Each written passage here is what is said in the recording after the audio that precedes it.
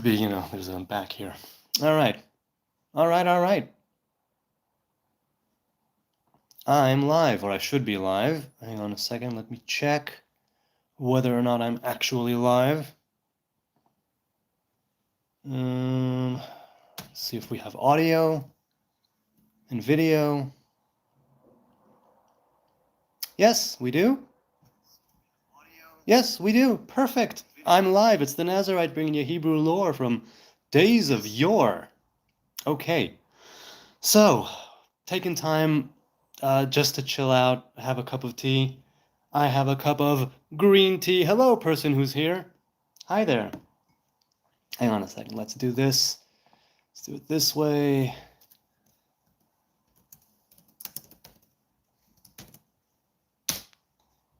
Okay. Let's pin this. Boop. Lovely. So here I am. So it's now 10 to 1 p.m. in the middle of the day. And I'm wondering what type of audience I'll get now, because presumably it's really early morning in the States, which is most of the audience that usually tunes in. And it's midday here in Israel. And I have no idea who would be, I have no idea sort of geographically who it is that would be going and seeing this now as they're swiping on their shorts. I don't know if any of the regulars will show up, but that's kind of also why I did it spontaneously now, just to see who is it that would be showing up. Now, I'm going to be going through a few comments. In the last couple of weeks, I had a dialogue with Yira Ha'ari. I had a dialogue with Gila Jedwab. Hello, people who are here. Hi there, and hello. What's up with you? Where are you from? What are your names? What do you say? What do you be? Let me know in the chat. Ask me anything. I'll try to address it. So I'm going to address a few of the comments that came in recently. Happy Hanukkah, by the way.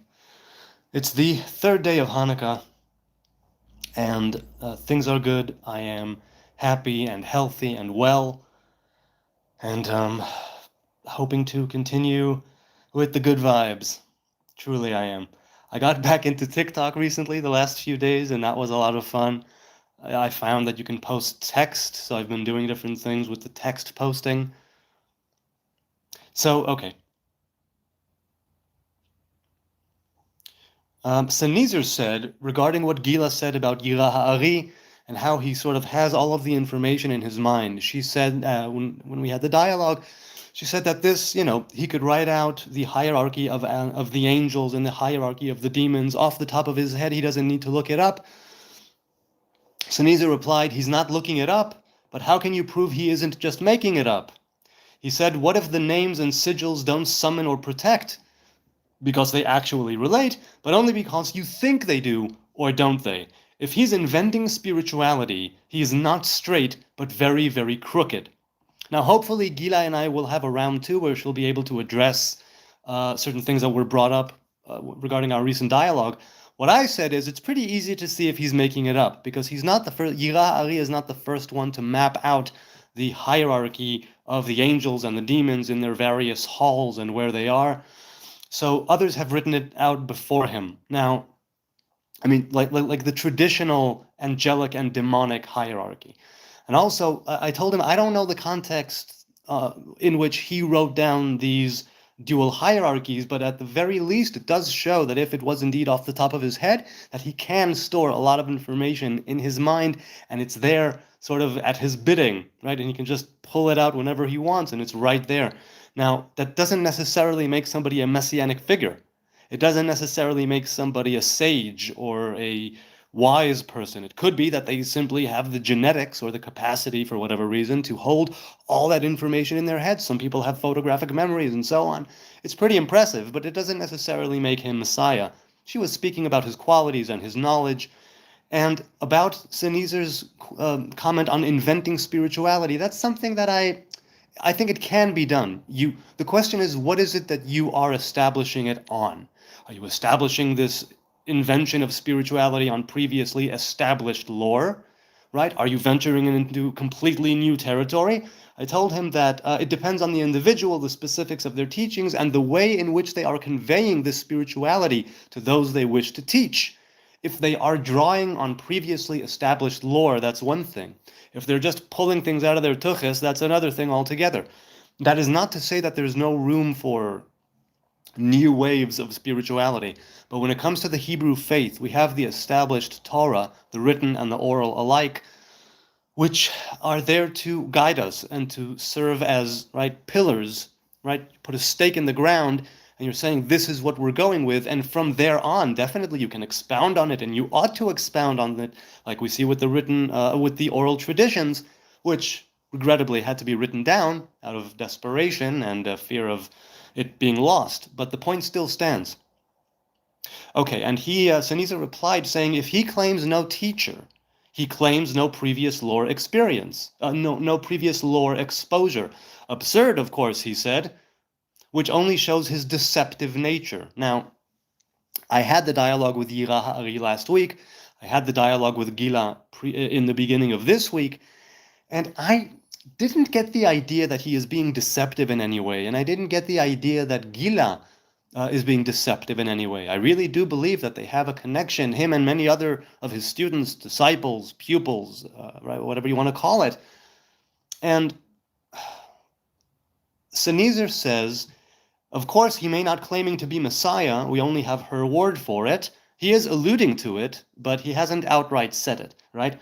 So he says, no doubt many will understand me. Still, I would like to know her answer. What makes him better than Jesus, said Senizer. Right now, I'm not a follower of Jesus, but I know that according to those who follow Jesus, he was simply the epitome of, the perfect man, the epitome of the King Messiah, of the Anointed One. And no one before or after can equal him, right? No one can compare to him. He was there, a paragon of goodness, of virtue, of kindness, of all of those things, of kingship. And he says, you see, said Sneezer, the problem any Messiah will have to face. And yes, I do. Other than the fact that people will have to sort of prove their claim to the throne, there will be many others who will say, no, no, no, no, no. Jesus, if those who follow Jesus would say, yes, yes, Jesus is Messiah. Jesus has always been Messiah, and Jesus will always be Messiah, and nobody can come close, and everything, will be the second coming, the third coming, right, of Jesus, let's say. So he says, Senizer says, because he's a follower of Jesus, and he said, there is already one, and any other hasn't suffered as much.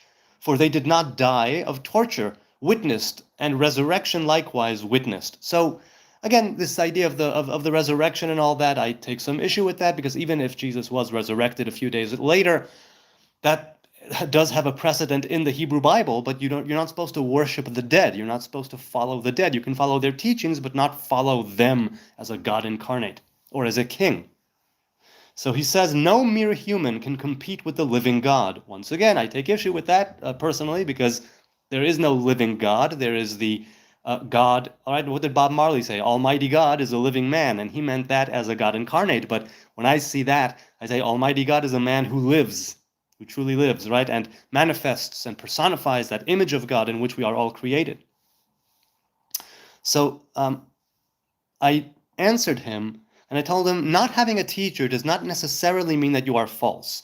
Our sages speak, is it the Mishnah or the Talmud? Rabbi Shimon Bar Yochai, right? The question is asked, if Abraham, our father, Abraham, had no master, had no teacher, and he was born into a pagan household, how is it that he learned Torah? Rabbi Shimon Bar Yochai, right, a sage of the Second Temple era in Jerusalem, and he said his kidneys became like masters. His kidneys became his rabbis, and he studied the Torah intuitively from the inside out, right? And he sort of got to know it from the inside out, and he was taught the Torah from the inside, internally. And the problems facing the Messiah, I said that will always be a point of contention. There's no doubt. Wait, hang on a sec. Okay. There's absolutely no doubt that there will always be a point of contention when someone claims the throne, when someone claims to be the next anointed king, when someone claims to be sent by God, when someone claims to be a Messiah, an anointed one of any kind. He will face pushback. He will face, contention from those that he would seek to rule, because not everybody, or anybody, is fit to be the king. Hang on a sec. Baruch ata Adonai Eloheinu melech haolam she'akol niyeh b'dvaro.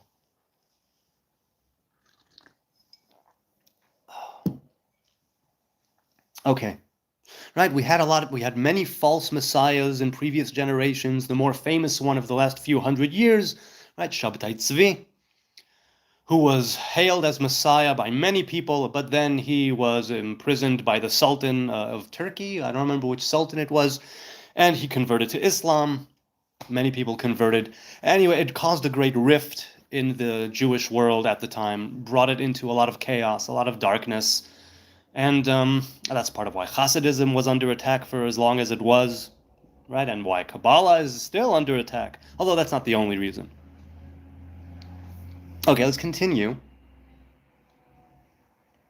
XRP replied to Sneezer, and he said this. He said, "We live in the information era, thanks to the internet connecting us to literature across oceans. I myself," he said, "learned from God, aka the inner voice I have." Right, so he says, like Abraham. And also he says, "My father, who is Stoic. I chose the people in my life whom I aspire to. This includes Christ," he says. "So not everything comes from within, especially in these days. But I'd have to see his videos before I criticize a brother. But I can tell you from my own human experience," XRP says, "if you're interested in these arts of inner alchemy and spirituality, but you have to remember he has forbidden books, in my opinion." Now, I didn't get that last bit about, like the phrasing. I didn't quite understand what he wanted to say there. But there are teachers who teach you from the inside out, and there are teachers who teach you from the outside in. So just because he had no master no human master, does not necessarily mean that he is false. Does not necessarily mean that he doesn't have anything established within him. And he himself, right, Yirahari, when we in our dialogue in the interview, and he said that he barely had any connection to anything, but a revelation came to him. And so, right, who am I to disagree with that? All right, wait, hang on. Okay. There was. Oh, hold on a second. I lost my place here. Where is it? Okay. HGEU8HX said, Hey, REX, how you doing, man? Where are you from? Where are you at? Hang on. Okay. He says, waking up, talking about the resurrection, right? He says, waking up is not something one has to believe in. You just know. Why would Maimonides, put it as one of the 13 principles, right? So I went through Rambam's 13 principles of faith, and there is the debate on whether or not these 13 principles of faith are an integral part of being a Jew. In other words, are you allowed to simply performatively, technically fulfill the commandments without having any faith? Or is faith a necessary? Is it a must? Okay.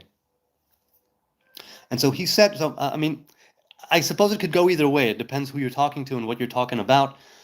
But when he speaks of that, he says it's like a body without a soul, right? So HG says if you fulfill the commandments, but you don't believe in them, then it's like a body without a soul. And I told him the body may be without a soul, but it nevertheless is a body that is performing the commandments and keeping to Jewish law. And so that raises the question, is it a commandment to believe? Is it required by halacha, by Jewish law, to literally have faith? Is it a prerequisite? Is it a must? Right? Some people say yes, some people say no. Rambam says that whoever doesn't believe in these 13 principles of faith, whoever has no faith in these 13 principles, the last of which is the resurrection of the dead, the revival of the dead, right, which I personally see as partaking of the fruit of the tree of life, eventually, like an eventual thing. I say this every time, right? Not exactly like a Michael Jackson Thriller video, but if it's a body without a soul, according to HG, but nevertheless it's a body that has kept the commandments, so does it count for nothing? Just because the person didn't have faith, but still managed to fulfill the commandments even without faith, does it have no merit? Some would say yes. He said no. Okay, let's see. ... J2G says, quotes Psalm 22. My God, why hast thou forsaken me? Why art thou so far from helping me and from the words of my roaring? He continues, Matthew 27:46, King James Version, and about the 9th hour Jesus cried with a loud voice, saying, Eli, Eli, lama shevactani, right? That's Aramaic. That is to say, my God, why hast thou forsaken me? Now, I don't follow the New Testament. I don't follow Jesus. I don't. I read the New Testament once in my life, and I was a fan of the gospel, but not of much else. Nothing else really spoke to me there in the New Testament, right, in the Christian Bible. But I did enjoy the gospel. I really did, and I'd like to read it again sometime. So, what are you saying there, dot, dot, dot? You're equating the two? You're saying, I mean, the New Testament, especially the Gospel, is full of references to, oh, and this happened in fulfillment of the prophecy by X, Y, or Z. And this happened as it was written in the Torah. And this happened as was spoken to Moses by something like that, right? The New Testament and the Gospel, if I recall correctly, more specifically, are trying to establish their what would be the word? Well, their claim, let's say, to be a sacred text by referencing the previous sacred texts, right? The prophecies and the 5 books of Moses. And so, is that kind of what you're doing, Mr. Dot Dot Dot? Are you trying to establish credibility, validity? Are you trying to establish, or are you just saying, hey, look at that, it's in the Psalms and it's also in the New Testament? Do you agree it's a prophecy fulfilled? Definitely not, for 2 reasons. First of all, there were some prophetic psalms, but that's not one of them. The second reason is that many of us feel that the Lord forsakes us at different times due to life's circumstances and the vicissitudes of fate and the slings and arrows of time. It's something that everybody who has faith sometimes doesn't lose faith, but certainly does cry out, "What the hell?" And that's kind of what was happening here. So as for a prophecy being fulfilled, no. Does it echo what's in the Psalms? Definitely.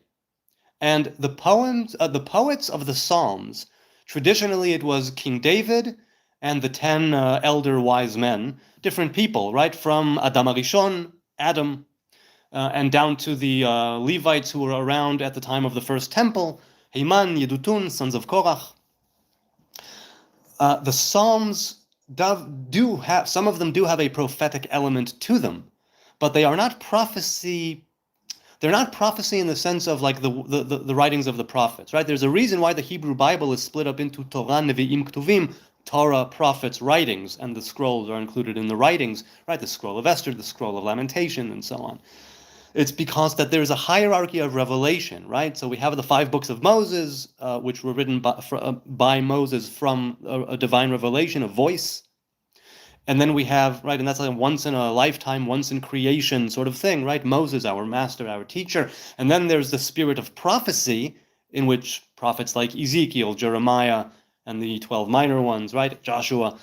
And then there is the writings and the scrolls, which are the Ktuvim, which were written with a lower form of prophecy called Ruach HaKodesh, or Spirit of Sacredness, or Holy Spirit. Not the same Holy Spirit that Christians have, right? Obviously, because that's part of their Trinity. And with us, it's not part of any Trinity. It's simply a lower revelation of prophecy. And because of that, I'm thinking that the Psalms, when they were written, even though some of them were prophetic in nature, they were not prophecies proper, in the sense of that they were not spoken in the spirit with the spirit of prophecy, ruach nevuah, but rather ruach hakodesh, spirit of sacredness, the lower form of prophecy. Still a very high and mighty thing to attain, to be sure, but not quite on the same level, right?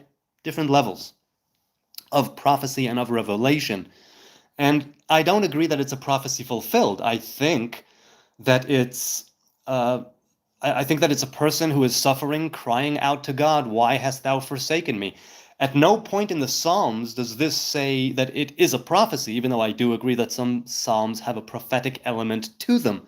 So no, I don't agree it's a prophecy fulfilled. And if you do agree, anybody out there, that it's a prophecy fulfilled, then why is that simple fact of the mirroring of the text fulfilling a prophecy? Because mirroring text, right, and echoing back to Psalms is it's a good thing, sure. How does it fall under the category of prophecy and fulfillment of said prophecy? Does anybody know? Dot, dot, dot. If you're still there, let me know. Okay, so let's continue with the chat, with the comments. Joe Daniel asks, are you familiar with a hiking trail that goes through the length of Israel? Yes, it's known as Maslul Chotzei Israel, across Israel, right? The Cross Israel Trail. I'm not very familiar with it. Over the years, I told him, I have hiked bits and pieces of it. I'm not much of a hiker. I've walked bits and pieces of it over the years, where me with my class would be walking somewhere and we would see the symbol, right, the sign, the marking, if you will, of the, oh, this is Chotzei Israel, this is the across Israel hike. So I know that many people do it. It takes a while. You need to prepare. It's a whole schlep. It's a whole schlep. But I haven't done it. And the chances of me doing it anytime soon, I told him, are slim to none. Right, wife and kids and a day job and all that. But it would be a great video series, wouldn't it, if I would go on the Israel Trail? Wait, hang on. Something was retracted? No? Yes? Okay, let's keep going. So, BMXers with dreadlocks. I mentioned a Christian woman a week ago put up a video on prophets and Nazarites, because the book of Amos mentions them both in the same verse, right? I'm paraphrasing, right? That I made prophets, right? And I gave you Nazarites, children of Israel, but you told the prophets not to prophesy, and you made the Nazarites drink wine, right? You basically haven't hearkened to those whom I brought up to influence you.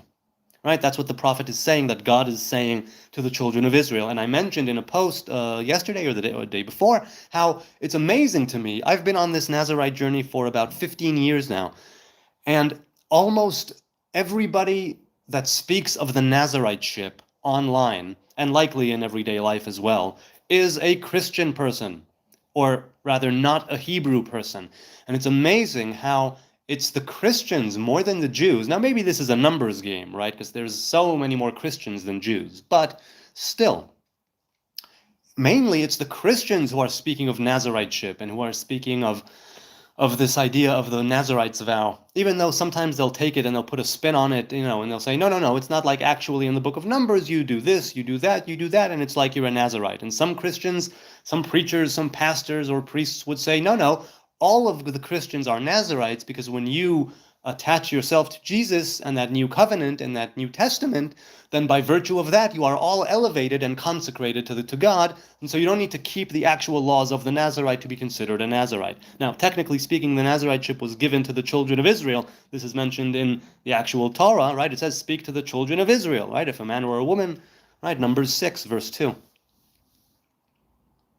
So, he said this is what BMXers said. BMXers with dreadlocks says, Christianity is the largest religion in the world. Christians in general interpret the Hebrew Bible completely wrong or different, so of course they would think that the Nazarite vow can apply to them. Most Christians, he says, also believe that they can cherry pick their Bible, or that they don't have to keep parts of the Torah, but they can if they want to which I responded that I am a cherry picker as well. I cherry pick everything and I make no apology, right? I pick and choose from what I want. And he says in the case of the Christians, it's a little different. Christians in general even cherry pick lines and sentences within a singular verse. So you know what?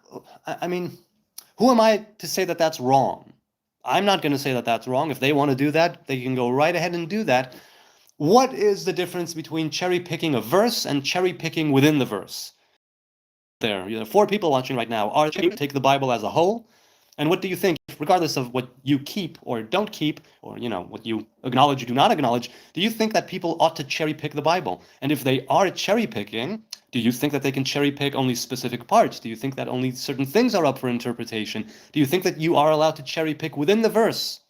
Because I know that our sages in the Talmud and in other places, right, in Midrash and so on, they would take singular words and they would take parts of a verse and they would take, right, and they would sort of interpret them depending on the nature of the dialogue or the teaching or the lore that they were putting down. They would take this or that, and they would mix up the order of the words, or not mix it up, but they would reverse the order, do certain things in order to come to a certain conclusion. Again, not necessarily something that has to do with physical halachic law, but just as a teaching. So I cherry pick everything, Okay, let's look in the chat. Okay, so ... answered. Psalms 22:18. Okay, look, dude, you're quoting things. I hope it's leading somewhere. They part my garments among them and cast lots upon my vesture. Yes, that's right. And Matthew 27:35, King James Version, and they crucified him and parted his garments, casting lots, that it might be fulfilled. Right, exactly what I was saying, that many times the gospel will sort of reference previous things in order to establish its credibility, right, and its validity. But that's not necessarily the case, that it's a prophecy fulfilled as a prophecy. But okay. What about this one from the same psalm? Okay, cool. Again, I'm willing to agree that it could very well be that the people who wrote down the gospel definitely were aware of the ancient Hebrew texts, and in order to establish the validity of what they were doing and what they were writing, they referenced back to those texts which had already been accepted and acknowledged and established. Now, the Hebrew Bible was not canonized until the, what is it, the 3rd century of the Common Era, right? Something like that. Second or third, no, not the second. I think it was the 3rd century, maybe even 4th, right? After the time of the Talmud, I think, or around the time of when the Talmud was sealed. So, of course, Christians and followers of Jesus would want to see these things as a prophecy fulfilled because they see Jesus, and I say this from speaking to Christians and followers of Jesus, they see Jesus in the entire Torah, even though he's not mentioned once. They see him in the entire Hebrew Bible, even though he's not mentioned once. In other words, people will see what they want to see. People will hear what they want to hear. People will be able to take this or that as a sign, right, in order to confirm their own biases. We all do it. We all have confirmation bias all the time about many, many different things. This is not something where I can say, I know the great truth and you don't. That is not the case at all. But if you are asking me, is it a prophecy fulfilled? I'm going to say no. It is the writers of the gospel making a sincere and earnest attempt to establish validity and truth in their writings by harking back and referencing the more ancient texts. And even if we do concur and we say, yes, this is actual prophecy fulfilled, in this specific psalm, okay, so it was prophecy fulfilled about someone who would suffer greatly and have their clothes divided and lots cast.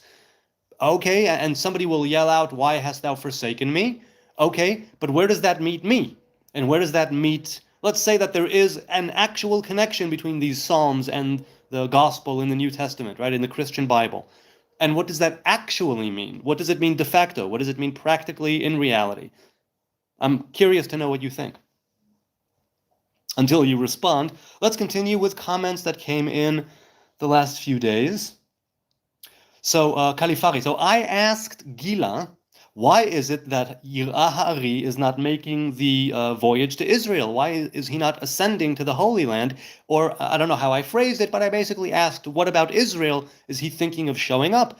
If Gila claims that he is the Messiah and the next king of Israel, and the king of Israel probably should be in Israel, right? And even if he doesn't recognize the state of Israel, surely he can recognize that this is about the area of the Levant in which these things took place. So I asked her, is he considering going and making the ascension to Israel, and what's up with that? And so Kalifari, who was one of the followers of Yirah, I think, said this. He said, I believe I heard from Gila or Yirah that the Ra'aya Mehemna, the faithful shepherd, can't manifest in the Holy Land, and maybe that's why Yirah isn't ready to come to Israel. So, and that actually does make sense. We know that the faithful shepherd, Ra'aya Mehemna, is Moses, our master, Moshe Rabbeinu, and Moses did not make it to the Promised Land, right? He was in Midian, and he was in Cush, Africa, and he was in Egypt, and he was in those places in between, and he made the voyage across the desert, but he did not reach the Holy Land. And maybe along those same lines, if somebody is claiming to be the Messiah, maybe until they are actually anointed, they can't make the voyage to Israel. I don't know. I don't know how it will go down. XRP chimed in and said, we can't go to Israel because there's a war, because it was born out of sin. Israel was forced into being a nation. Besides that, in my opinion, we were meant to keep going west. The next stop was Asia, right? So this is a great debate, obviously, on whether or not the modern-day state of Israel has a kind of, let's say, validity, right, and claim as far as the Bible is concerned and as far as the people of the Hebrews, right, and the people of the old kingdom of Judah and the people of Judea are concerned. And many people, I don't know the numbers, many people say no, the state of Israel has no leg to stand on because it is God that is meant to bring the people back, not the other way around. It's not that the people show up and then God accepts them, it's that God calls them back, then they make the voyage, right? Then they go and they make the prophecies happen. But first they say it needs to come from God. Now there are two ways of looking about it. The people who say you need to wait for God are basing their claims primarily on the three oaths in the Song of Songs, the Songs of Solomon, Shir HaShirim, and the Midrash.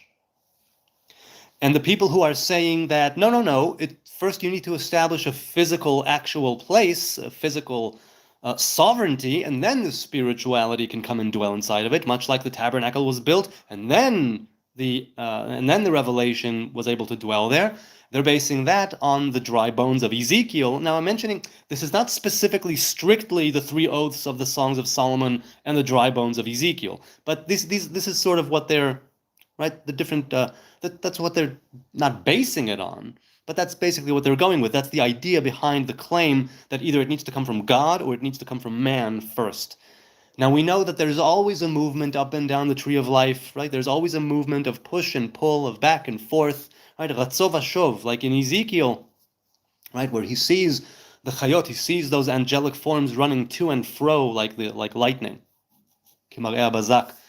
Now, to say that Israel was born out of sin, I semi-understand, I partly understand those who say that, but I say, even if we grant that proposition, that claim that Israel was born in sin, it does not have to remain sinful. And even if it was the early Zionists who were secular, socialist, right, people coming out of the Enlightenment and all that, who had no real stake in the Bible, it was simply this was the land of our mothers and our fathers, and we're going back to it.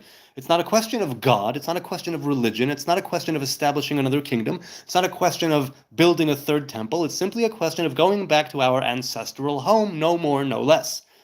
And many people were pissed off about that and said, no, you can't just take the physical, socialist, secular claim and build something out of that. You need to come with the spirituality already, otherwise it's lost. Otherwise, the glue that has kept you together in the diaspora, right, in exile, will disintegrate. And then what is it that will keep you together? You'll eat yourselves, right? There will be infighting to such a degree that the whole thing will collapse from the inside out.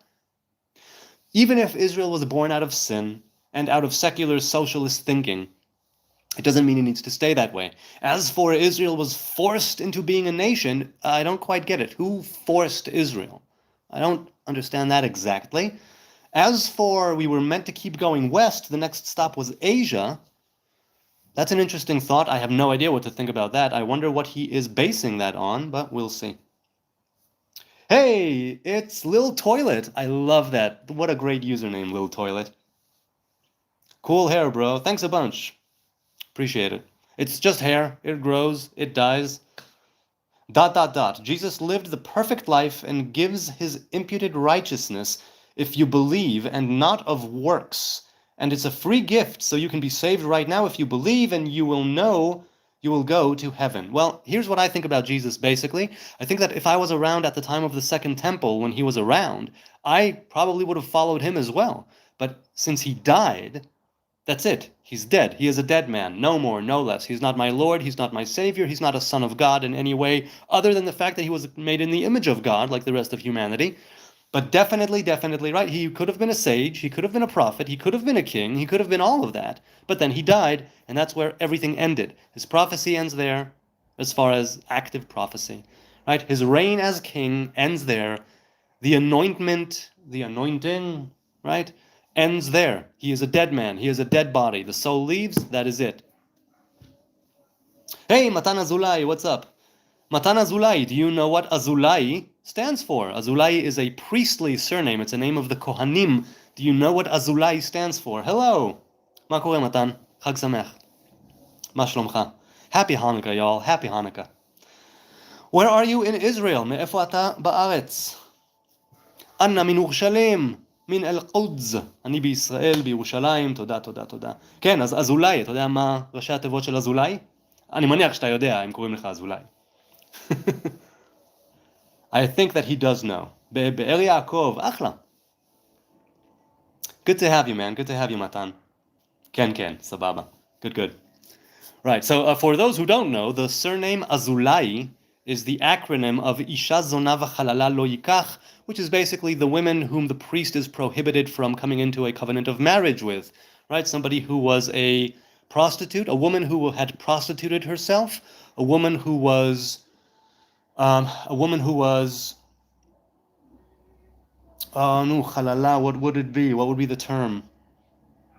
Anyway, somebody who already had a man, right? Not somebody who's also a divorcee. They're not allowed to marry a divorcee. Wait, hang on a second. I'll get the proper term.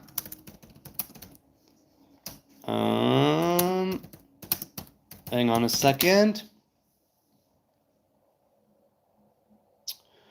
Hang on. I'll find the proper term because I want to speak it properly.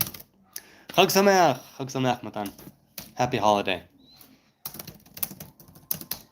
Okay, here. Jewish priests and who they cannot marry. Right, a divorcee, a woman has committed adultery or involved in incest, a convert, a child of two converts. I didn't know that. I actually did not know that that you cannot marry a child of two converts. Voila, look at that. So yeah, someone who committed adultery. That's what it was. Litraot Matan. Be good now. Okay, let's continue with the comments.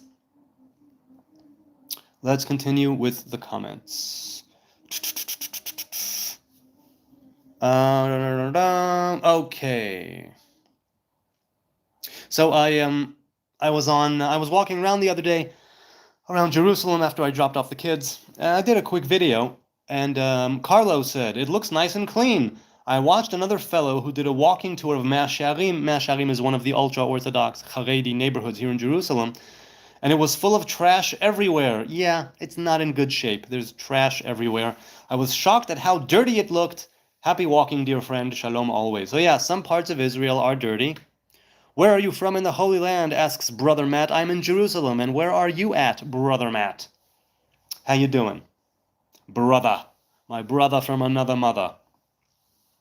So yeah, some places are cleaner than others. Some places are dirtier than others.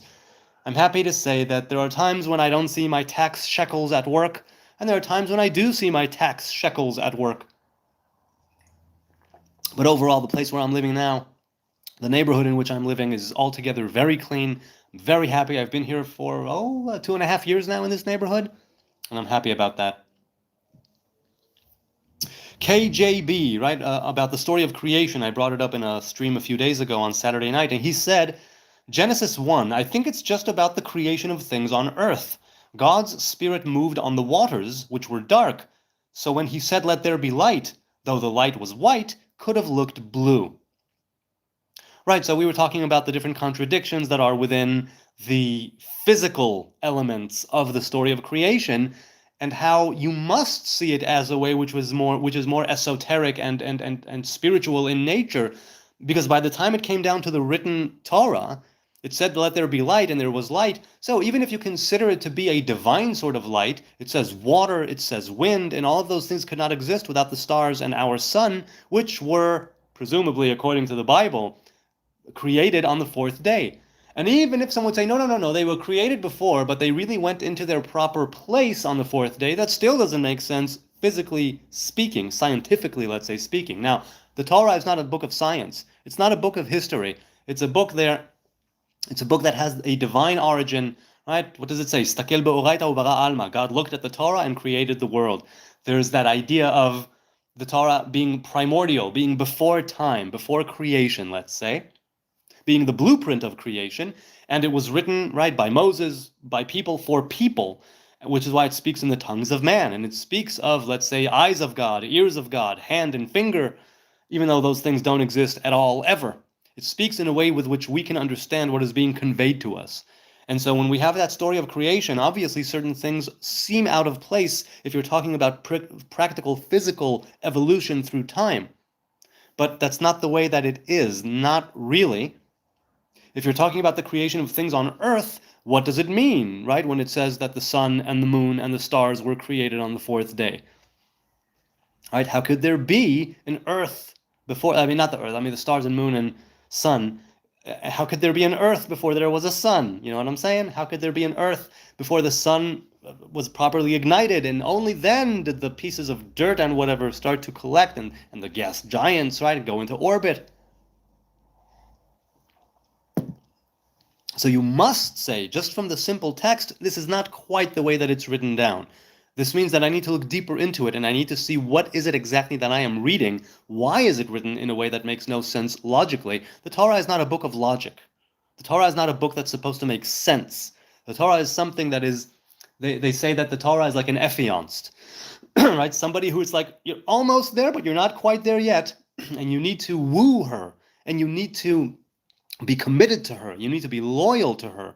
You need to establish trust and intimacy with your affianced. And then later, on the night of the wedding, or, you know, if you're too tired, shortly afterwards, you can consummate and come together as one.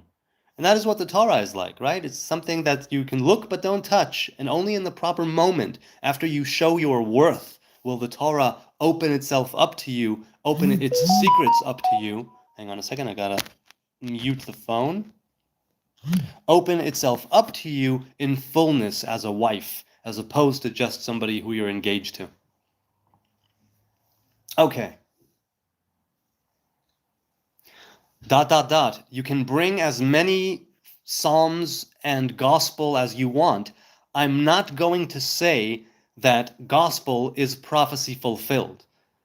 I'm not going to say it. I will say that maybe if you want to say these are Jewish texts that were left out of the Bible, I can agree on that. Let's say that that's the case. If you're saying that it's books of prophecy, or books of prophecy being fulfilled, I will take issue with that, simply because even if we do say that it's prophecy fulfilled, then why is it that it would be fulfilled for this one individual alone out of thousands and millions? I feel like you might be forcing it at that point, okay? Because there have been prophecies that were prophesied and said about specific individuals. But by and large, it was for the people of Israel, right? The prophecies were always pointing back to the 5 books of Moses, pointing back to the original covenant and agreement between God and Israel, right? The revelation, the assembly at Sinai, all of that. It all goes and points back to the Torah and says, hey, what about what's going on back there? So even if you do make the case through simple echoing of the text that gospel and New Testament and Christian Bible is fulfillment of prophecy, I will say, okay, let's say that it's fulfillment of prophecy. At no point does it say in the books of the prophets that there will be a man of Judah, right, in Judea, called Yeshua, Jesus, right, Jesus, Yeshua, Jesus, whatever you want to call him, who will stand and be king, and who will go through all these troubles, right? I think at that point you're trying to sort of force it. But maybe that's just my ignorance talking. Maybe I'm, right, so, but I digress.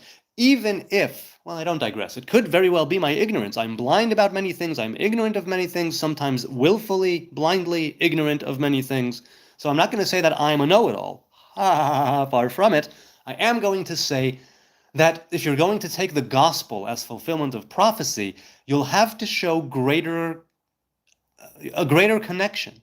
You will have to show me, if you're saying that Jesus is Messiah, then why do we not have a third temple? First of all, he died before the destruction of the second temple.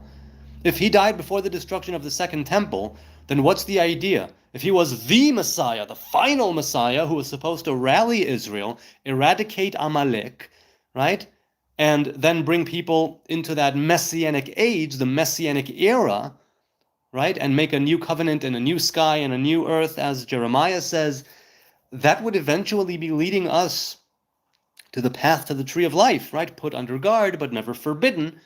None of that has happened. None. So even if we say that it's fulfillment of prophecy, we'll say, okay, we can agree that it's fulfillment of certain elements of prophecy in the Psalms that you're putting forth, But there's still nothing there about uniting the kingdoms. There's still nothing there about the 10 lost tribes returning. There's still nothing there about God pouring his spirit upon all flesh and everybody seeing God with those new eyes. I think that there's none of that that's actually going on. Now, you could say, oh, no, no, no, that's simply because you haven't given yourself over to Jesus, and because of that, you can't see, because you haven't been saved. It's like, okay, at no point does the Torah say that a king needs to save me. At no point does it ever say that God needs to deliver me. It says that if I do my job, stick to the 5 books of Moses, keep the covenant, fulfill the commandments, if I try to be a good person and I'm not a jerk, then the revelation of God, right, will reveal itself to me on an individual level, to the people of Israel collectively, to the world collectively, right, as a human race, and so on and so forth, right? The radius of influence grows. So even if we say that this is fulfillment of prophecy, and even if we do say that Jesus was this prophet, king, anointed one, that still doesn't show how he fulfilled. He himself said that he doesn't want to take away even one iota, one letter, one crown of the Torah. So I don't really know where the Christians are getting at when they say that there's a new covenant. There is no new covenant. It literally says in the Torah, this is the covenant, there will be no other covenant. There will be a new covenant eventually, right? When there's that gathering of us as a human race. But as long as Israel stands alone among, right, as a sheep among the wolves or whatever, it's simply what you're saying. Okay, let's say it's fulfillment of prophecy. It has absolutely no bearing on Jesus's divinity, Jesus's kingship, Jesus's claim to be anointed or son of God, and I don't think he made any of those claims, right? He basically said, follow me, do as I do, I will show you the path of righteousness and the way to the Father and to the holy city. Right, and to your own awakening of the image of God, your own self-actualization as a human being made in God's image.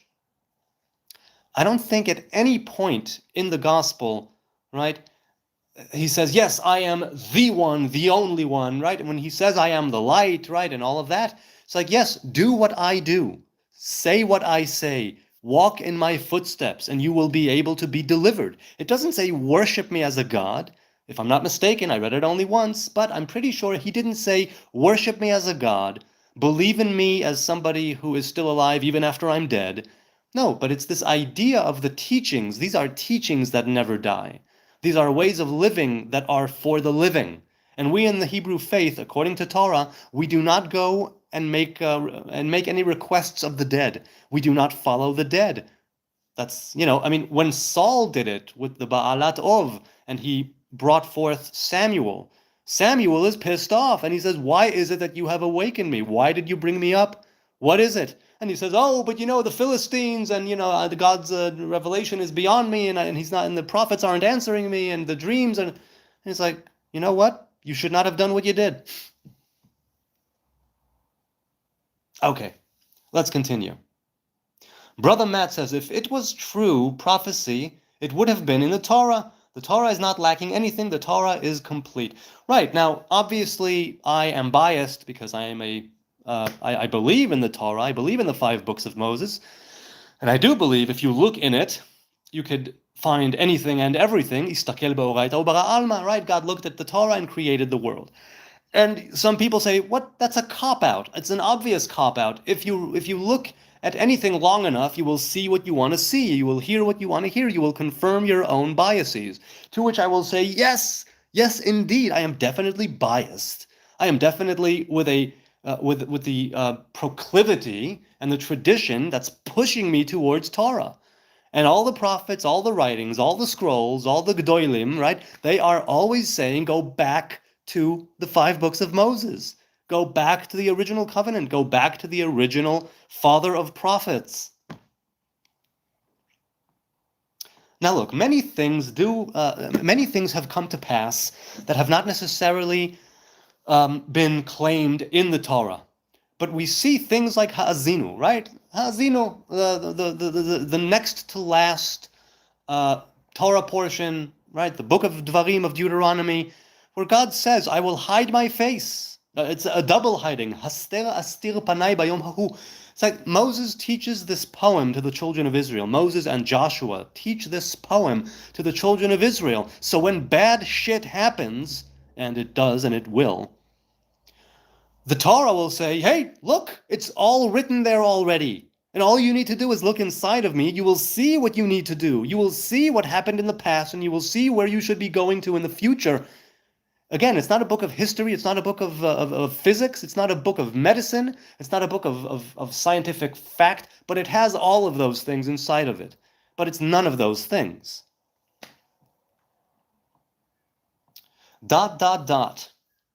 Genesis 3:15, King James.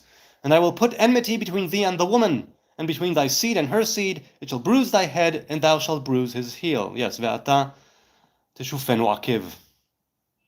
Okay. But okay, so what are you saying? While the bruising of the heel points to Jesus' suffering on the cross. Yes, look, I've heard all of this.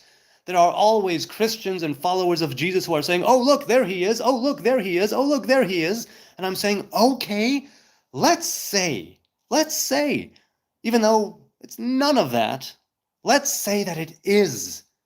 Why would somebody who is written in the Torah bring forth later on a religion, and he didn't do this, people who followed him did this, erroneously in my opinion, but okay, let's leave it the way it is. Why would they erect something, this faith, this religion, this way of life that goes against the Torah? If anything, you're saying, oh, look, he's in the Torah. The Torah must be true. Hence, we should be keeping to the 5 books of Moses, meaning we should be Hebrews who keep the Torah, because Gentiles, the nations, they don't keep the Torah. They're not meant to keep the Torah that was given to the children of Israel. There will be perhaps a new Torah for the whole human race later on, right? A new revelation, a new covenant for all of us. But I don't get it. It just seems a little, I won't say contradictory, because I don't know enough. I'm not wise enough to say that. I'm not wise at all. But I will say that all of the ways in which followers of Jesus insist on seeing Jesus here and here and here and here and here and there, and look, oh, and this means this and this means that. They even take the name, of Yod Hey Vav Hey to mean behold the nail, behold the head, something like that. That has literally nothing to do with it. So then the question is really, how far are you going to go with the scripture in order to justify your view? How much are you going to twist and turn and warp and pervert the text in order to make a point, in order to bring about halacha, in order to have a teaching of some kind? Where is the line? Right? Where is the line? What are you allowed to do? Which is also why we have the 13 midot she'haTorah nidreshet bahen, the 13 attributes by which the Torah is learned and studied according to our sages, meaning, according to some of them anyway, you're not simply allowed to take a verse from the Torah and interpret it however you wish. There are specific ways in which the Torah can be interpreted when it comes to deriving halacha, deriving the law. If you're only speaking of teachings as such and not of technicalities of the law, that's another issue. And some would say it's still the same issue. But, hey, Matt, is your name Matityahu? Tis the season to be named Matityahu. You see, ... I'm not coming against you, right? I'm not trying to antagonize you. I'm trying to tell you that many people over the years have told me, oh, Jesus, Jesus, Jesus, Jesus, Jesus, to which I say, you know that he was a Jew, right? You know what? He was a Hebrew man from Judea. He was part of the kingdom of Judah. You know that I am a Levite from the remnants of the kingdom of Judah, living in Judea. So where is it exactly that you're telling me that I'm doing wrong? If I'm actually doing the very same things that your prophet and Messiah and Son of God has done, how is it that I'm in the wrong when I'm literally following the very things that he did, and you are the ones who are saying that what he did is gone, let's do this instead? How is that exactly? Because if you're going to come at me and say you are wrong for being a Jew and denying the divinity of Jesus, I will turn around and say what I just said, and it's like, what? What do they have to say? Okay. Verily, verily, says ... quoting, I'm assuming, the gospel again. I say unto you, he that heareth my word, yep, the gospel, and believeth on him that sent me hath everlasting life, and shall not come into condemnation, yes, but is passed from death unto life. In other words, look, in Mishlei, Proverbs, it's the same thing. Right? King Solomon said this way, way before the Second Temple sages said it, way before Jesus said it. If you hold to the Torah, you are holding on to the manifestation of the tree of life. If you are holding on to the Torah's wisdom and knowledge and its understanding, you will stir inside of you those very things, right? Those very divine attributes by which you were created. Right? You can call it the divine image, you can call it Tselem Elohim, you could call it the tree of life, the 10 Sfirot, the attributes and qualities of the revelation of Adonai, however you want to do it. Right? The Torah stirs these things inside of us. The commandments stir these things inside of us. Everything has a time and a season, and the Torah says, yes, do this, do that, abstain from this, abstain from that, because it's guiding you in a certain path, in a certain way, down a certain route. So, passing from death unto life literally means going back to Eden, where death came into the world, and pulling it out. And so eventually it will happen on a global scale, right? Where the angel of death will be slain. Death will be taken away from the world, right? Ubila hamavet lanetzach, it says in Yeshayahu, in Isaiah. Isaiah? I think so. But until then, it exists on an individual level and the national, let's say, collective level of the 12 tribes, and now just the kingdom of Judah. But, so, yes, I definitely agree with that line. I don't know where it's from. I'm assuming it's the gospel. It says, yes, if you hear the words of God and you go according to the Torah, this everlasting life means that you transcend your physical life by taking on the life of the Hebrew faith, of the Torah and the commandments, if you are a Hebrew person, of course. I'm not talking about the Gentiles and the nations. They have their own ways. But if you're a Hebrew man or woman, the way for you to transcend this time and place, this world of good and evil, is by elevating yourself through Torah and commandments to such a degree that you will be able to be living smack down in the middle of the world and elevated, right? With your feet firmly on the ground and your head in the highest of clouds. So, and with that, you have everlasting life, because no good deed goes unnoticed, and no good thought is ever lost, says the Zohar. And shall not come into condemnation. Yes, who is it that is damned? Who is it that is in the damnation? It's those who require purification. It's those who are, there is no hell in the Torah. There is no hell in the Hebrew faith. What we have is a kind of purgatory called Gehinam, which is also based on Gei Ben Hinam, right over there. And that's where I got married, in Gei Ben Hinam. So, yes, I agree with all of that. And none of that says that Jesus is supposed to be worshipped as a God incarnate. And that I take issue with. I am loving this cup of tea. Got a cup of green tea. Okay. ... says, continues from the gospel, and he says, hey, James Bong is here. Boker tov, boker tov. Okay.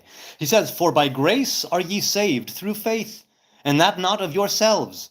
So that goes against the Torah. The Torah says, you keep the commandments, you try and do good, you be a righteous person, right? You are able to save yourself. Because if you seek the divine revelation, it will be revealed to you as a consequence. And yes, there are some times when it goes the other way around. But saying that it's not of yourselves is robbing yourself of your... What would be the word? I have a word on the tip of my schnoz. What is it? Anyway, you are robbing yourself of your duty and your job. When you say, it's not up for me to save myself, it's like, no. Yagata umatzata ta'amin. If you seek and you find, then you shall believe, say our sages in Pirkei Avot, right, in the ethics of our fathers.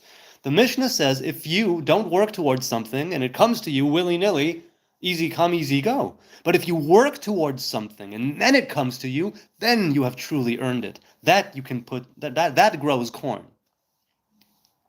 It is the gift of God, not the works, lest any man should boast. Okay, nobody is saying that you should boast about it. Hey, look at what I did for myself. No, but it's do the work. The Torah is all about work, toil, labor, discipline.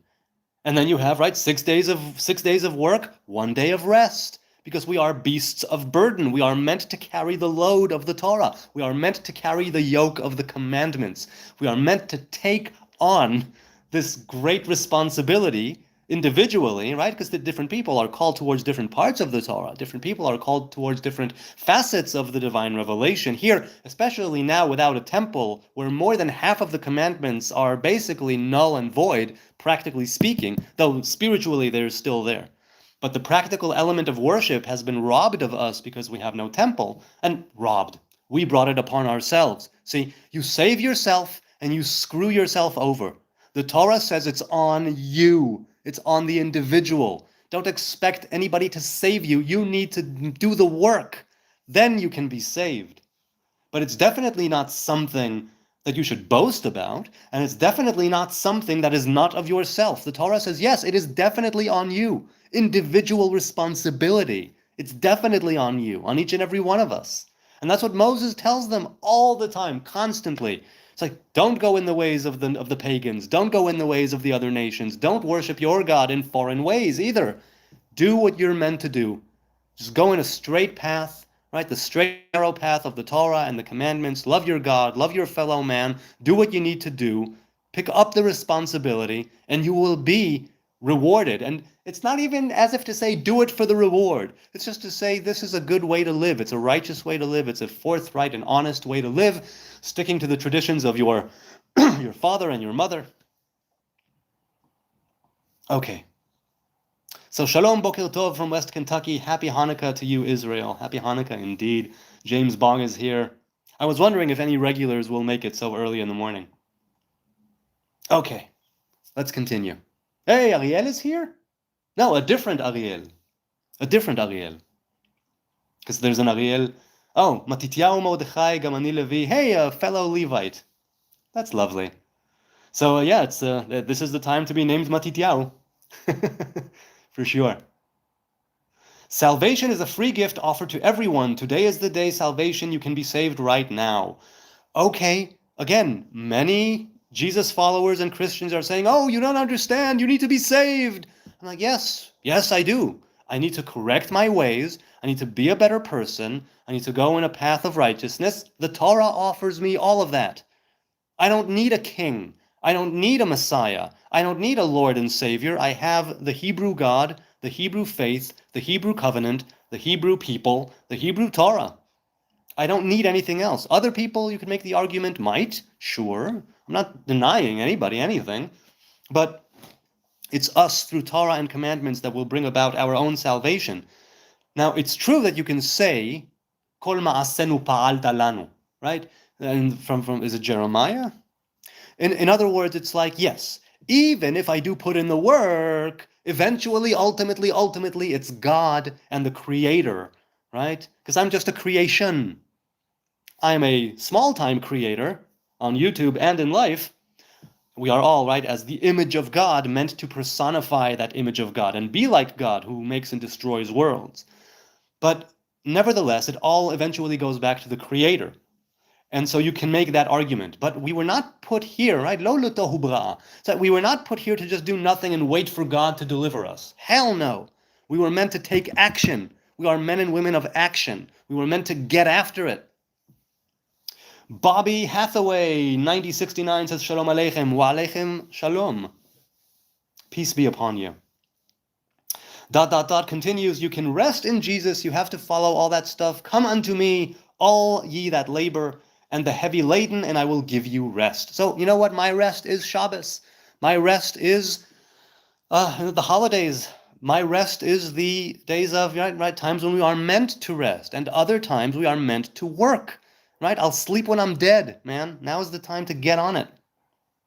Brother Matt says, it's honestly sick what they do. It's ridiculous. They love to make up their own text and then quote from it. It's delusional. The Torah was passed down from God, period. Not this Jesus talk has nothing to do with God. Well, I happen to think that Jesus, if he did exist, had a lot to do with God. People who came after his time, who wrote things down, who made those churches, that's when the problem happened. And even I remember from my one reading of the New Testament that already in Acts and already in the different letters, and more specifically the letters to the Hebrews, which people told me, "Oh, you're a Hebrew. You got to agree with the letters to the Hebrews." And I read it, I suppose I was biased because I'm a Hebrew man, but I still tried to read it as objectively as I could.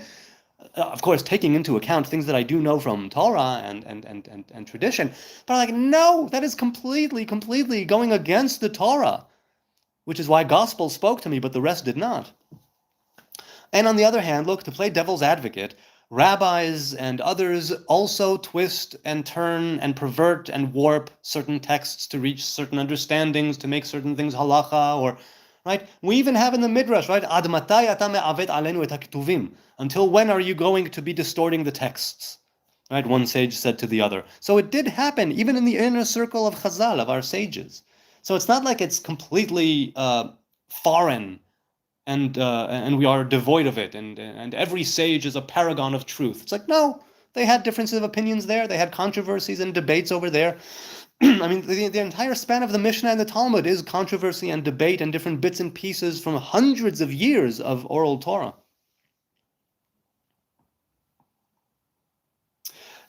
says, he holds the law for us so we don't have to get imputed righteousness by faith. Wait, let me read that again. He hold the law for us so we don't have to. We get imputed righteousness by faith. I mean, I am a Hebrew man with Hebrew traditions and a Hebrew path and a Hebrew way and a Hebrew Torah who says, no, the Torah says none of that. The Torah says you gotta do the work. You gotta do the work. We are here to work. Cheers, says James Bong. First time seeing HN this early. Yes, I never go live at 1 p.m. Israel time. And I was in the middle of work and I said, you know what? I'll take a break and the house is empty. Everyone went to do their own thing. And you know what? I'll go live. I've never really done this at 1 p.m. Maybe I have once in I don't know how many moons, but now. So yeah, I love first times. I truly do. Okay. So it's good to be seen, and it's nice to see you good people out there. And as long as I'm saying hi, hello there, 9 people here, 3 likes. I've been speaking, and conversing for over an hour now. I deeply appreciate your time, your kind attention, your likes, your subs, your views, your quick swipes of, whoa, who the hell was that? Whoa. I definitely cherish all of it. I hope that this is of some value and some entertainment, and I am enjoying it so much. Let's keep going. Jesus was the worst Jew to ever live, I believe. See, that's where I say no. I think he was probably a really great Yid. I think he was probably a really great Jew. Now, you can say that he was a student of Rabbi Yehoshua ben Prachia, as it says in the Talmud, or you can say that even if it wasn't Rabbi Yehoshua, you can say that he was a great sage, but he went awry, right? He took a left turn. You could say all that, and if you do, then you must say that until that time, he was a great sage, and he had a lot of potential. Now, I think that this was all distorted. I think that he really was just a righteous guy, spoke to the people in parables. He was there to bring people together, right? Love thy neighbor, love thy God. Who would not agree with that? Who would not agree that that is the essence of Torah?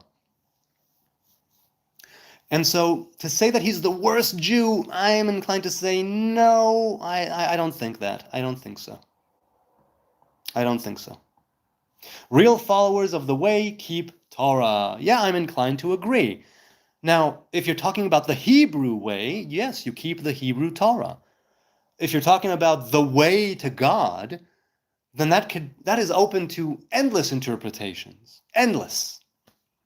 Which is why I don't find fault with people who say that the Jews are wrong. It's like, yeah, you can think that we're wrong. It's all good. We don't proselytize. Well, you're not supposed to be part of this covenant. If you want, tfaddal, come and join us.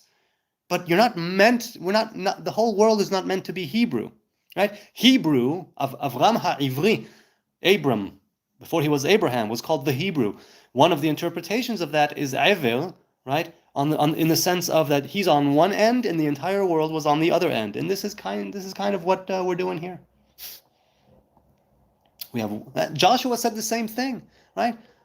Right? Right? Everybody follows their God. We follow our God. It's right. We follow the Hebrew God. Hebrew people follow the Hebrew God. Other people can follow other gods. It's just not for us. It's simply not for us. And one of those gods is a God incarnate, and we don't follow that. We do not believe in a God incarnate. Okay. Says, for as many as are of the... Okay, look, listen. You keep quoting scripture. Enough quoting. Tell me something from your perspective. Give me straight talk. Don't quote scripture. I get it. Jesus is the way. I need to be saved. Let's say that all of that is already a given. I don't need any more scripture. I don't need any more, not from the Hebrew Bible or the Christian Bible. Tell me in your own words, what is it that you're saying? In your own words. Forget the quoting. I get the quotes, right? Quotes are good, and they buttress a claim, right? And they can give validity to this or that. Sure, but I get it. So let's keep it moving. Exactly, Ariel, says Brother Matt. Says, if we don't trust in Jesus, we have to be just as sinless as him, and no one can do that. Right? So, okay, you can say that. So, okay, so that's you speaking. So I spoke too soon. That's you speaking in your words. Good. I'm glad you said that. Keep that coming. Now, what does it mean to trust in Jesus? Is it to trust that he is a Lord and Savior and a Son of God? That's blasphemy. That goes against the Torah.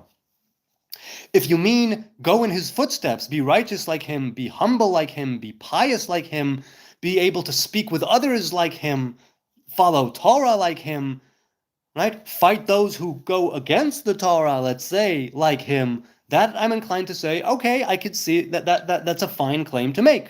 Okay, cool. Why is it that you say that if I don't trust in Jesus, I must be sinless? I don't see why A must lead to B. Could you please clarify? Jesus was a massive sinner. He died a sinner. Right, so that's where I am saying it could be that these things were written afterwards in the time of the Amoraim, right, and the Savoraim. And it could very well be that he lived and died a righteous Hebrew man. And that only later, because of the establishment of the Christian faith, persecution of the Hebrews, everything that came after that, it could be that things were written retroactively to besmirch Jesus and by extent the Christian faith that he spawned, let's say, even though he did not spawn it, they're basing it on him, right? Him being the Son of God, him being the Messiah, him being this Lord and Savior, died for our sins, the whole spiel, right? So I don't think that he was a massive sinner. I think that he was a very righteous man who lived and died in righteousness, but died, and that's it. That's it. That's where it ends. That's where his righteousness ends, because he was a living man and he died. And if you're saying that he was a sinner and he died a sinner, then he was still a Hebrew man. And since he was a Hebrew man, his sin only caused him to be cast into, let's say, a kind of purgatory, right? A kind of Sheol, a kind of Tophet, a kind of Gehinnom, and he eventually made it into the waiting room of the lower Eden. In other words, even if we do say, if you say that he was a Hebrew man and that he died a sinner, I will also die a sinner. Many of us, if not all of us, will die because in that way because we miss the mark. To sin means to miss the mark. Lachto, lehachti. That's what it means in Hebrew. And so it's like the best I can do is try and hit the mark that I can, right? And go through life with the hand I was dealt and make the best of my hand. But I'm definitely going to die missing some things. Just like I can't be a perfect father. I'm missing the mark all the time. But what is it that I'm doing right? I'm focusing on that a lot more. And obviously, simultaneously on things I need to correct myself in. Says, that means all that holds to the law is under a curse of the law. Only Jesus can set them free. Once again, the Torah says no. There are blessings and there are curses. If you follow the ways of the Torah, and you are meant to, there's blessings coming your way. If you go against the covenant and you break it, there might be curses. And even those curses are only coming to wake you the F up, for you to wonder, oh my God, my life turned to shit. How could this have happened? I'm losing everything. What happened? Look inside. You'll see what happened. Look into yourself. You'll be able to figure out very quickly, probably, a few things that you have done wrong that led you down that path that eventually led you to be where you are. And if you are blameless, completely righteous, sinless, without anything, congratulations, you're the first one. I may be exaggerating, right? But it's to make a point. Caramel macchiato cappuccino for me, says James Bong. Hey, good for you. That sounds like a trip. So let's break that down. So caramel, right, is burnt sugar, right, the flavor. Macchiato, what is a macchiato? A macchiato, I don't remember. Is it with milk and cappuccino? So I think macchiato is with milk and cappuccino. No, cappuccino is with milk. So what is a macchiato cappuccino? I thought they were two different drinks. See, I just have regular black coffee, espresso usually. Yummy, I'd love some caramel goodness now, says Brother Matt. Yeah, it does sound. You know what? I like I don't like all those flavored coffees. I like that. Give me a good coffee. It doesn't have to be smelling like this or tasting like that. It needs to taste like good coffee. I'm not a fan of all the different, vanilla flavor, caramel flavor. No, I'm not a fan. Dot dot dot. First of all, dot dot dot. Don't think that I don't appreciate the back and forth and the dialogue. I live for this stuff. I love engaging with other people. It's why I go live. It's why I have this channel, and I'm very enlivened and enlightened by other people who come and give me their opinion and have their say. And I never kick people out unless they're spamming. And I never say to people, "You are absolutely wrong." It's like, no, I'm saying, okay, cool, that's what you believe. Here is how I see things from this point of view. I seek to build bridges, to have a common ground, and to build from there. Right? And I hope you don't think that I'm antagonizing you. I hope you don't think that I'm belittling your opinion or simply casting it aside. Okay. There is no boasting. We boast about Jesus. He is the only one that hold the law. We are sinners. Well, on that we can agree. We are sinners. But the Torah says, you are sinful. You can do better. You can do so much better that you will be able to transcend the sin. And of course, as you transcend and elevate yourself, more challenges and difficulties will present themselves because this is life. We're living in a world of right after we were cast out of Eden, in a world of knowledge of good and evil. To make that connection of good and evil, to discern between good and evil, right? Sefer Yetzirah, hatov mavchin et hara, hara mavchin et hatov. Right? One discerns the other. We need to have careful discernment and act cautiously. Colin West. Hey, Colin West. Good to see you, man. Now, he wrote this 17 minutes ago, so I don't know if he's still here. Maybe you are, maybe you're not. When could the leaders of Israel build the Beis Hamikdash? What can the leaders of the tribes of Israel rebuild the Sanhedrin in Yerushalayim? So, look, the Sanhedrin, I've spoken of this even recently. The Sanhedrin people have been wanting to reestablish and re-erect, let's say, the Sanhedrin for centuries. It just isn't being done. Because even if you do bring together a people, and even right now in Israel, there is a standing Sanhedrin. The thing is that it has not been acknowledged as an authoritative body of sages by the entire people. And so you can't really have a proper Sanhedrin unless it is accepted or acknowledged en masse. At least I don't think. Because then there will still be controversies and debates and differences of opinions in halacha. And the Beit Din will not be able to function properly, right? They won't have the judiciary authority or whatever term, right? They won't have the authority, and that's an issue, right? That's a problem. As for building the Beit HaMikdash, right now, traditionally, but it's not accurate according to a lot of people, but most people say the place where the third temple will stand is the place where Misgad Omar, the golden mosque, right, the golden capped mosque, is standing now, right, the Dome of the Rock, past the Western Wall, right? The Western Wall, the Wailing Wall, Kotel Ma'arav, Kotel Ma'aravi, is an outside Western wall, 1 out of 4. The other 3 were destroyed. It's an outside wall. It's not the wall of the temple. It's an outside wall that was created afterwards. So the temple is not around, the Sanhedrin is not around. Now, if we actually get our act together, maybe we'll crown a king, maybe we'll build a temple, maybe we will erect a new court, right? Establish a Sanhedrin, re-establish the Sanhedrin, re-establish the smicha, right? The laying of the hands, like Moses did to Joshua, and generations forward until the time of Rabbi Yehuda ben Bava, when the Romans burned down the temple. But right now we don't have a king, we don't have pure, and I mean ritually pure, priests or Levites or Israelites. The Nazarites are still here, thank God. I'm happy to be one of them. We don't have the temple, we don't have the court, we don't have the kingship. We are bereft of many things. What we do have, right? Again, we need to play with the cards that we're dealt. And that's what we do have. So I'm thinking that when we keep our end of the bargain and we keep to our covenant and we keep the Torah and the commandments, all of those things, if they are meant to come to pass, will come to pass of their own accord. You do the work, right? And of virtue of doing the work, by virtue of doing the work, of putting yourself under that discipline and yoke of Torah and commandments, everything will be able to open up to the children of Israel. This is what the prophets say. This is what the Torah itself says. For whosoever, says ... for whosoever shall keep the whole law and yet offend on one point is guilty of all. Okay, fair enough. You could say that. I kind of disagree, because like I said, we are all called to different parts of the Torah. We all find our place within parts of the Torah, right? Ten chelkenu b'toratecha. May our share be of the Torah, and may we have our own share in that Torah. Just like the Torah was given to all of Israel, but not everybody is a priest, not everybody is a Levite, not everybody is a woman, not everybody is a king, not everybody is a prophet, not everybody is a Nazarite.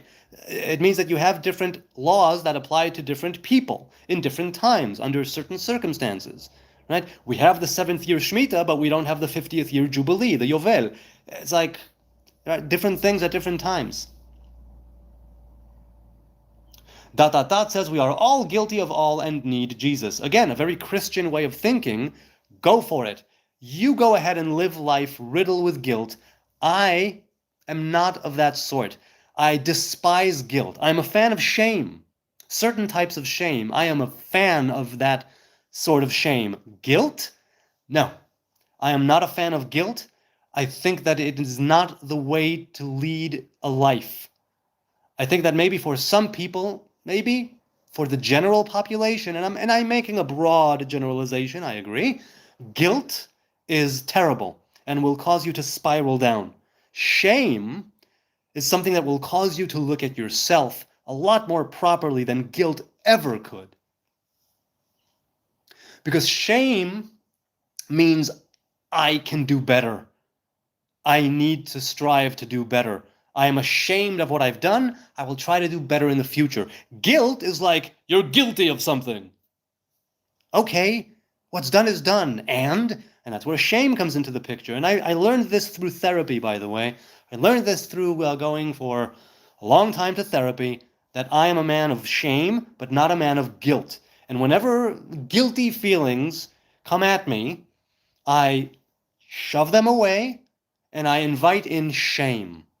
I invite it in readily. This does not mean that I want to put myself in a place of shame just to feel it. It doesn't mean that I want to go and transgress and do terrible things or bad things or things that I consider to be personally, morally reprehensible, just to no. But it means that if something, and things do, come to pass that cause me to feel bad about myself and about what I'm doing, if it's guilt, I do not heed that voice.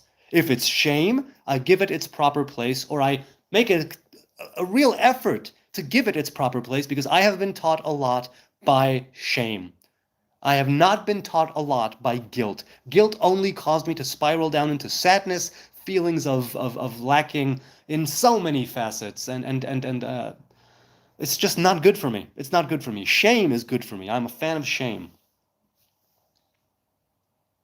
You know what? I'm going to skip over the verses from the Gospel of Luke, because I told you I don't want any more verses. So I'm going to read, if you write afterwards something, I'm going to read that, man. Oh, wait, that's Ariel. That's Ariel, I'm sorry. It's Ariel. So let's see. Well, Luke 10:25 through 28. I'll read it. Why not? I'll read it.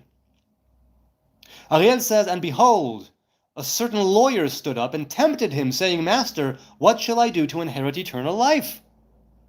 He said unto him, 'What is written in the law? How readest thou?'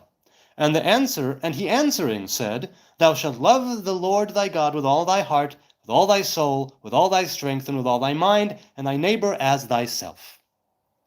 And he said unto him, 'Thou hast answered right. This do, and thou shalt live.'" End of story.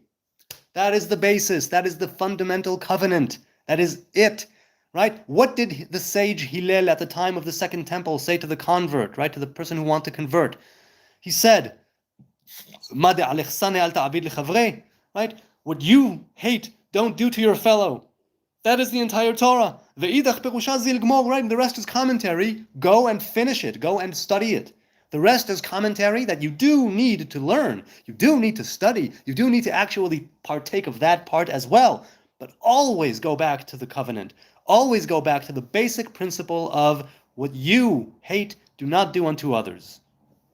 That's Torah, right? As a British man would say, don't be a cunt. And I use the term pejoratively, but yeah, it's like, don't be a dick, don't be a jerk, try to be a good person. Now, for some people, being a good person is eradicating evil, like with Amalek, right? How is it that we do right by Amalek? By eradicating it completely. And you could say that contradicts, because why don't you forgive? And then the Torah says, no, when it comes to the place beneath the heavens, mitachat hashamayim, there is a place where there is no forgiveness. There is forgiveness, and Amalek doesn't even exist as an evil entity above the heavens, as shall we say, right, in a certain revelation. Mitachat hashamayim, you cannot forget. That's what Moses and Joshua, right, are told to keep to. And so you do right by Amalek by destroying Amalek and eradicating the memory of Amalek from under the heavens. So many people say, no, I want to be a good person, and because of that I will go and eradicate those who I consider to be evil, which begs the question, who do you consider to be evil? Which is why we only need to do that to Amalek, right? We had the conquest, 14 years, the 7 peoples of Canaan, they were not allowed to live.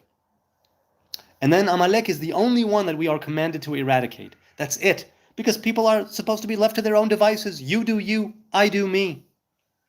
So yeah, that is the answer. Do this, and thou shalt live. Etz chayim hi lemachazikim ba. Okay, so Ariel and are going back and forth. Brother Matt says, the Gemara teaches us he's burning in semen. Semen? Or excrement? No, I'm sure you know it better than me. Semen, yes. I'm sure he was born good, he died a wicked man. Well, consider this. We say that there's zera roteach and tzoa rotachat, right? The two different things.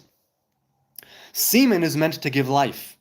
Excrement is what is left after the life-giving process, the sustenance, the nourishment has already taken place. The excrement is the additional thing that has no place, right? That's the place of the klipot. But the zera, the semen, the sperm, is a place which has the potential to bring life. More so, right? The poop, the excrement starts over here in the stomach, but the semen starts in the brain, so to speak. I know that it's in the testes and all that, but I'm talking about spiritually speaking. It starts higher up in the mind of the father, right? Why, I was here before you were a twinkle in your father's eye. That type of thing.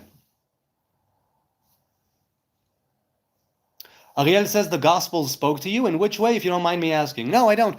The Gospels spoke to me in the sense of that I took it like at really plain face value. Here was a man who wanted to follow Torah. Here was a man who spoke to the masses, who went around and tried to bring people under the yoke of Torah and commandments. He spoke in parables to the people. And he generally tried to be a good person. And when the Sanhedrin made certain claims, when other people made claims, he would say, you said that, not me. He was humble. He had great humility. And that's where I found, that's where it spoke to me. That's where it really spoke to me, in the sense of, here is a guy, a man among men, right? If we take away that divine origin and all that, and born of a virgin, forget all that. Just the guy, just a guy living in Judea, right? A guy from Bethlehem, or born in Bethlehem, he came from the Galil, whatever right? A guy, a Hebrew man, living in the Hebrew land, at the time of the Second Temple, trying to do right by people, trying to bring divine revelation into the world through Torah, through commandments. And when he saw things going on in the Second Temple and the money changes and all that, he went against it. He didn't just stand by and say, well, that's just, it is what it is. No, he did something. He was a man of action. He was a man of action, but he didn't indict everyone else. He was a loving man. There was great kindness, right? He was an ish chesed. And in that sense, it spoke to me. Yes. Yes, it did. The Gemara in Sanhedrin. Yes, yes, I'm aware. Hey, Kalifari says, Mila Adonai Elai. Who is to the Lord, come to me. So, Mila Adonai Elai was spoken by Moses after the sin of the golden calf, right? Vayasfu elav kol bnei Levi. And afterwards, it was spoken by the sons of Hashmonai, the sons of Matityahu, at the time when the war was going on with the Lucids, the Greek Lucids, right? I keep forgetting how the Greeks, anyway, at the time of the Second Temple, right? Antiochus IV Epiphanes said, no Shabbos, no Torah, no covenant of circumcision. And some Jews went with that, and some Jews said, no, we got something to say about that. And eventually there was a rebellion, and the rebellion was almost crushed, but it managed to succeed. Mila Adonai Elai, they said, and people gathered around Matityahu. Matityahu was a priest from around here, outside Yerushalayim, from Modi'in, if I'm not mistaken, from the sons of Yehoyariv, because there were 24 separate houses of priesthood. And when the emissary of the king came to Modi'in and built an altar and wanted to make a sacrifice for a pagan Greek god, Matityahu slew him. He killed him right then. And people were like, holy crap, what did he just do? But he sparked the rebellion, right? He sparked the rebellion, and he told his kids, you gotta keep it going. And they did. Now, the house of Hashmonai were priests. They were not necessarily meant to be kings, and this was a great issue. And we see that the house of Hashmonai did not stand. It stood just over 200 years, ending, if I'm not mistaken, with King Agrippas II. Right, and there was King Herod, and there was King Yanai, and there was kings and queens. And Agrippas, I think, was the final one, the last one, the last king of Judah, of the kingdom of Judah was King Agrippas II, if I'm not mistaken. But it started with the Matityahu. It started with that spark of rebellion. Kalifari said, because they went too far with Jesus, we go far against him. Yeah.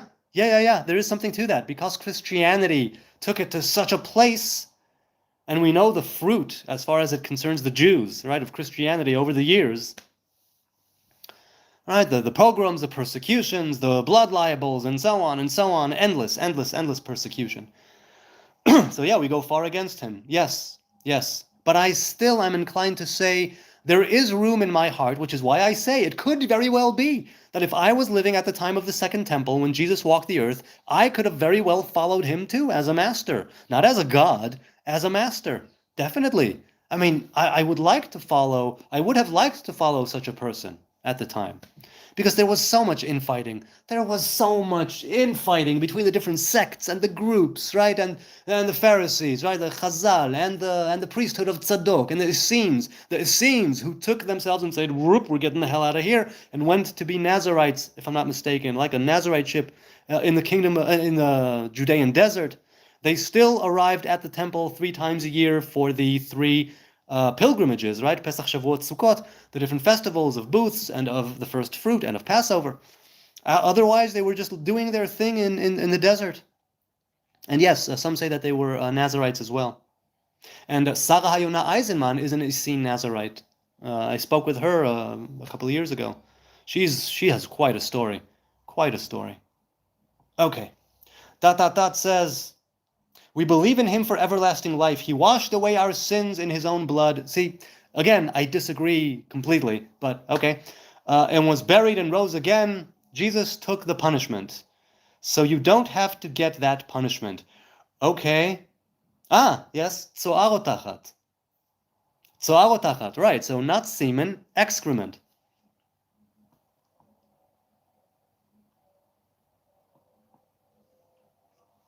So I was right. I thought it was tzoarotachat. Either way, even if it is tzoarotachat and not zera, right? The zera means that there is a potential of life. The excrement is what's left after the sustenance and the nourishment has already passed. So it's like the Talmud is making that statement.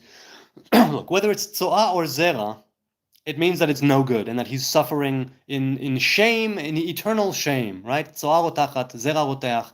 Whichever one it is, it's no good, even though one does bespeak a higher potential. They're both not good. But I say that there's a very good chance that the sages who wrote down the Talmud did that at the time in order to break away completely from that which later became Christianity. It could very well be that Yeshua, right, could have been all of those things. When he died, but when he was alive, I think he may have been a really good guy. So I sort of think that there could have been the censorship, there could have been a lot that went into writing those certain things. Also, by the way, it's not exactly clear that that is the Yeshu HaNotzri that they are speaking of. Certain things I know he has mentioned a few times in the Babylonian and Yerushalayim Talmud. I mean, what was the word I'm looking for? Together mentioned a few times. I don't know for a fact, nor do those who study these things much deeper than I have, and historians and scholars in academia and all that, it's not 100% clear that they are talking about that Jesus of Nazareth, right? It's not exactly clear who they're talking about, not 100%. But yes, regardless, yes, Yushka, right, that's how from people call Jesus. What's your name, Holy Levite? I am Yonatan. Nice to meet you. Nice to meet you, Matityahu Mordechai. All right. Maybe I'll say goodbye. I've been speaking for, over an hour and a half. Wow, I think I'll say goodbye. Yes, I will say goodbye now. I'll continue the chat, the comments in a different live stream. And thank you, guys, for being here. Guys and gals, I love it that you're here. It's so much fun. And I appreciate you taking the time, those watching now, those watching later.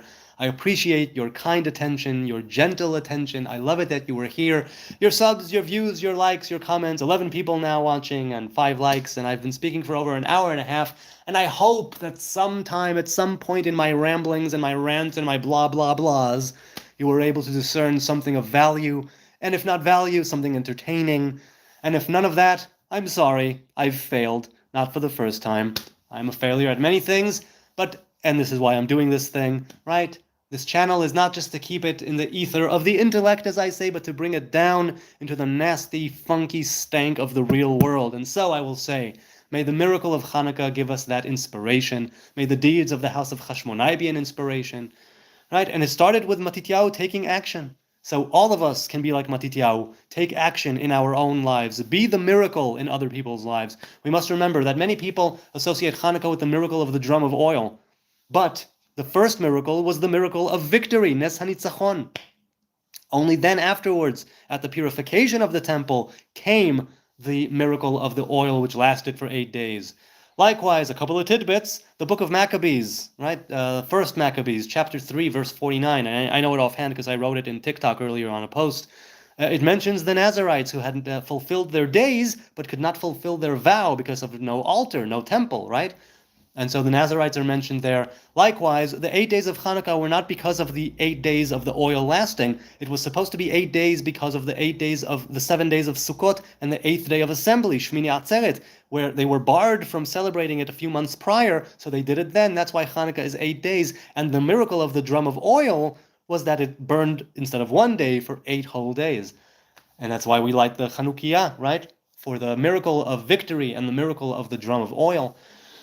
And Hanukkah is a place where, right, it's a time when we are called to be the light. We are called to be the miracle in other people's lives, in our own lives. So I hope and pray that we are able to bring all of this down into creation, into the real world, to be better people, to abstain from wickedness and from malevolent behavior, and to do right, and to be righteous, and to walk a good path, a wanted path, a desired path, a path of honesty and justice and peace, where we will be able to truly be a light. So many people are in darkness.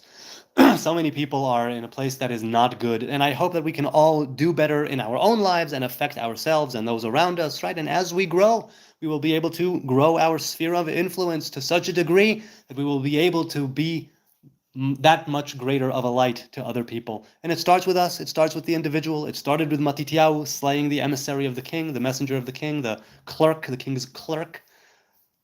And it can start with us. So I hope that you do a good deed today and that you have the kavanah, to have the mindset of, I'm doing this good deed right now to make the world a better place. It starts with you, it starts with me, with all of us. Until the next live stream, thank you and goodbye from Jerusalem. Let's have a wonderful day, a wonderful night, whoever you are, wherever you are. Happy Hanukkah.